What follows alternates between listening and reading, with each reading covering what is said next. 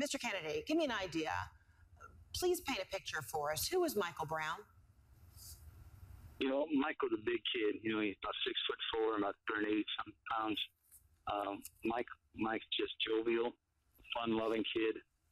Would come to school, daily and be in the computer lab working on his project-based learning programs and have everybody cutting up around him, having a great time. He enjoyed rapping.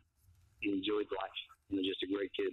So you've described him as a real class clown, one of the first kids to arrive to school, being very eager, but he really was a gentle giant. So when you heard that he had been gunned down just a week ago, 7 days ago now, how did that hit you?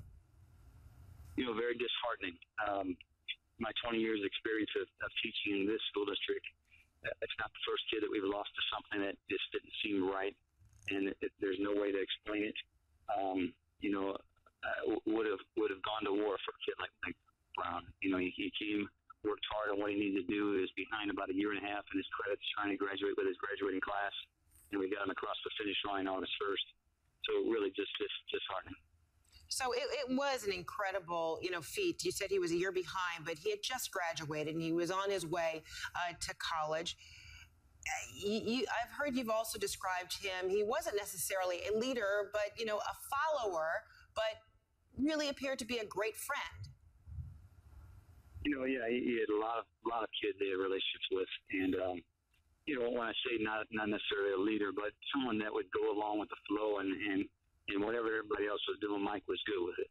Mike was one of those kids that he had a lot of smaller kids as buddies, and it looked as if he was their bodyguard because he's big enough to take on just about anybody. But again, a kid that never was disrespectful to me. At times he led down the wrong path and he got astray by this, that, or the other thing going on because he was with the wrong group at the wrong time.